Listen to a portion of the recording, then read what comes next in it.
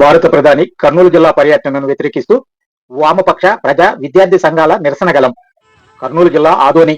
దేశంలో జీఎస్టీ సంస్కరణలను ఉద్యమాన్ని ప్రజలకు అందుబాటులోకి తెచ్చిన ప్రధాని నరేంద్ర మోదీకి జిల్లా వ్యాప్తంగా రాష్ట్ర వ్యాప్తంగా ధన్యవాదాలు తెలిపే దేశంలోనే తొలి అవకాశం కర్నూలు జిల్లా ప్రజలకు ఆంధ్రప్రదేశ్ ప్రజలకు దక్కిందని బీజేపీ నాయకులు ఒక పక్క చంకలు ఎగరేస్తుంటే, ఈ రాష్ట్రానికి మోదీజీ చేసిన మేలేంటో చెప్పాలని, విభజన హామీలు నెరవేర్చారా, పోలవరం ప్రాజెక్టు కంప్లీట్ చేశారా, రాజధానికి నిధులు ఎక్కువ ఏమన్నా ఇచ్చారా, మోదీజీ ఈ పర్యటన వల్ల ఈ రాష్ట్రానికి జరిగేది ఏమీ లేదని చేతులు చూపించి టాటా చెప్పి వెళ్ళిపోవటం తప్ప ఈ రాష్ట్రానికి జరిగే మేలే శూన్యమని వామపక్ష పార్టీలు, ప్రజా సంఘాలు, విద్యార్థి సంఘాలు ఆగ్రహం వ్యక్తం చేశాయి.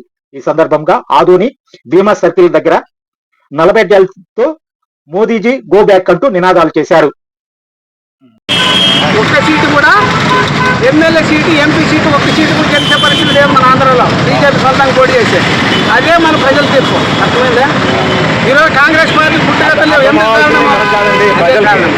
ఈరోజు జగన్ మీద వ్యతిరేకం మీద వీళ్ళు గెలిచినారు తప్ప వీళ్ళు సాధించింది ఏమి లేదు.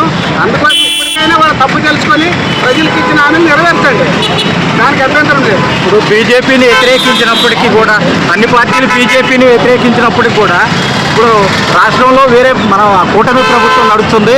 అట్లాగే వైఎస్ఆర్ కాంగ్రెస్ పార్టీ ఆపోజిట్లో ఉంది. అయినా సరే లాస్ట్ ఫైనల్గా వచ్చే వరకే ఆ కేంద్రానికే మద్దతు ఇస్తున్నారు వీళ్ళు. దీన్ని ఏ విధంగా తీసుకోవాలి? వాళ్ళు కేసులకు భయపడుతున్నారు. కేసులు నాయకుల మీద కేసులు ఉన్నాయి. ఇప్పుడు వాళ్ళకి వ్యతిరేకంగా మాట్లాడితే వీళ్ళు జైల్లో ఉంటారు. కాబట్టి ప్రజల కేసులు లేవు.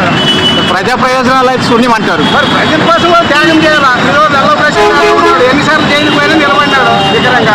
వీళ్ళకి నిలబడితే భవిష్యత్తు ఉంటుంది, వీళ్ళు లొంగిపోతే వీళ్ళు భవిష్యత్తు ఉంటుంది. వీళ్ళు